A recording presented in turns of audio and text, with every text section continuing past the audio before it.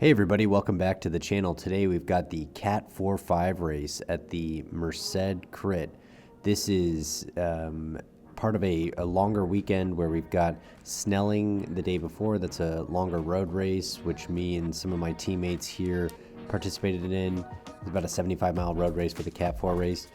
And we also had another race that we participated in today. This was the 3-4 race, and that race actually ended up being bumped up to a full hour. This race is just 45 minutes. But yeah, all in all, really super fun weekend, very exhausting.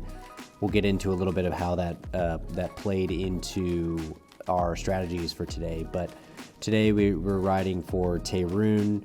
We've got some of the other teams, including Alto Velo, Work Health, Velo Kings. I think Velo Kings came out with like 8 riders today. It was I don't know that they were actually signed up with that many beforehand, but they rolled up to the starting line with 8 riders. We were a little freaked out by that, to be honest. And then the other team that was one of the other larger teams that was represented here was Fun Sport Bikes. So really cool race today. You'll see we just went through the super sketchy back alley.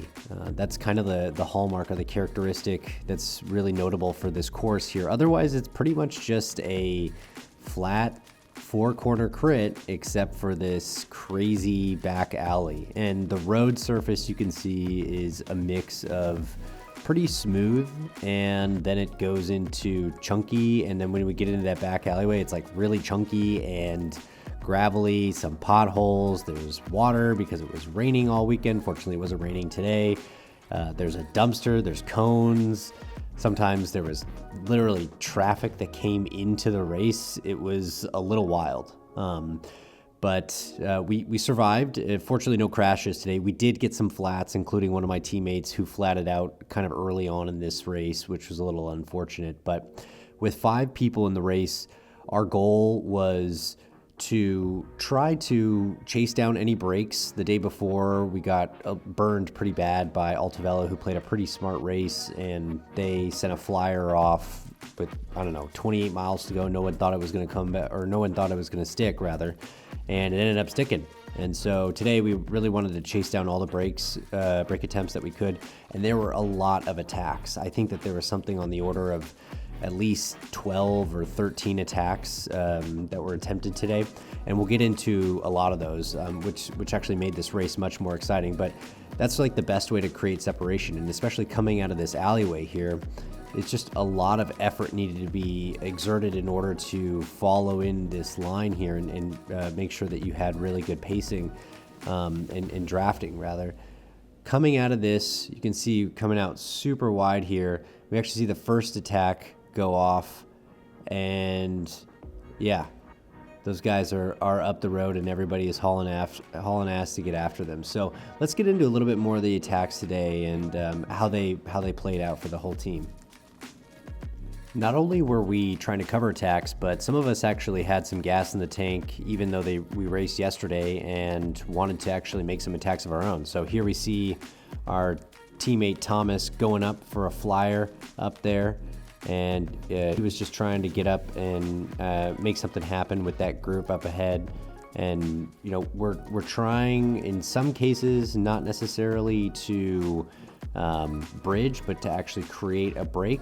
In other cases, particularly when I went after solo riders up front, I really wanted to make a bridge and just reel them back. I was trying not to get stuck out so far, and we'll see this later on, and burn up too much energy, but rather just make sure that nothing got away and reel people back in. The attacks just kept coming throughout the day. Here we've got another one on the main straightaway, and it's just, you know, you see something hanging out there, who's going to go for it and jumping in. It's pretty brutal. I was happy to let these Velo Kings guys tire themselves out as much as possible, because like I said before, they had came out with a small army. I wanted to make sure they weren't gonna be too fresh. Here's another one. Here's another Velo Kings guy. Just comes popping back up. This one was definitely a little bit bigger, and we've got in the green and black up there up front, that's EJ from NorCal Cycling too. and know that he's got a huge sprint, so happy to let him take a dig and try to go after that. And going fast into this little alleyway is obviously pretty sketchy, pretty scary. This was only 24 miles an hour. When we get to the end, we'll see us flying through around 27, closer to 30 miles an hour, which is absolutely crazy. And up ahead, you'll see, so not only do you see that the solo breakaway guy, but you'll also see a bunch of lapped riders, and we'll talk about how that came to factor into the final lap, just coming into the last couple corners, which was really crazy. But the officials wanted to let lapped riders come out and still have a chance to participate, which, you know, that's great, but they presented a real danger later on, and almost got folks into accidents a few times, which is pretty scary. Let's take a look at another series of moves here that I think kind of shows, what people were trying to do in the race today, and also kind of highlights some of the tactics and dynamics of this course. So we just saw up there the Velo Kings rider took advantage of this sketchy little alleyway in order to get some separation. Kind of just rolled off the front, wasn't really much of an acceleration. Next behind him in the the orange kit, we've got Alto Velo. Now, there was just one Alto Velo rider in here. Without giving too much away, he'll feature prominently in the finish. I don't know that he was too motivated, given that he was just a solo rider, to actually go off and chase. So we've got EJ, we've got an unattached rider here in black, and Alto Velo. And everybody's kind of just wondering, what are we going to do? Is this going to go away? Are we going to chase after it? You can see in the rear view camera, it's kind of bunching up a little bit. I mean, I think at this point I had chased down quite a few attacks, quite a few moves. I don't know that some of my other teammates were really in a position to either chase down as well.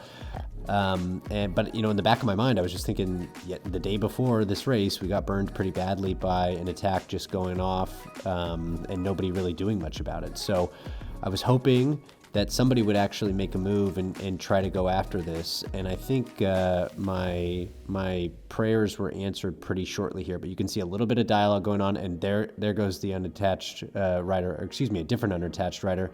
And EJ follows suit. I think I tell him, get up and go. And we're moving now. 27 miles an hour, 28 miles an hour, and we're headed back into this alleyway. You can see that Velo Kings rider up there. And so this was great. It's sometimes you feel like you've got, I certainly feel like I've got to just chase down everything, but everybody else feels the same way, or at least has that same nagging feeling like they don't want to let something go away. And so you kind of have to have a little bit of faith in the field. You have to feel that out. And I think here I see some separation open, and I'm like, look, we've just got to close this down. And I didn't even realize that. Actually, looking back at this footage, you can see that there's quite a bit of separation here. And had I been a little bit more aware, maybe I would have pushed on the gas or told this guy, let's go. But again, 8 Velo Kings rider at the start of this. I'm like, I'm just gonna park it right here, sit on your wheel, and let you tire out, let you tow me around, and the field's already caught up there. So let's skip ahead just very shortly after this and see the next move and what happened there. We're barely a minute later, and we've got, there he goes, 2 more riders go off, another Velo Kings rider and then an unattached rider. And I just say to myself, okay, I gotta shut this down. Don't really have, and it's hard to when you get up and sprint, but don't really have the presence of mind to understand that, hey, there's actually a gap that just opened up. You can always peek under your arm or take a look around. But I'm like, okay, good. I made it up to these guys. Wasn't too bad. They're kind of just motoring right now. It seems like it's not too much of an effort. Let's just pedal along and wait for the field to catch up. And my MO right now is not to use as little energy as possible. I know it's kind of ironic that I just did that big acceleration to chase it down, so I don't even get in rotation here. I hear the unattached rider actually say, go, whatever this guy's name is, go. And I realize, oh, these guys are friends, even though they're not both wearing the Velo Kings outfit. And so I realize in that moment, which is why I just jumped on this guy's wheel, that the unattached, or what I thought was the unattached rider, wasn't going to do any work. And so I needed to get up to this guy. They're friends. And here you can see the moto. I have no idea why the moto is there, but this shows up again in the last lap, we'll see.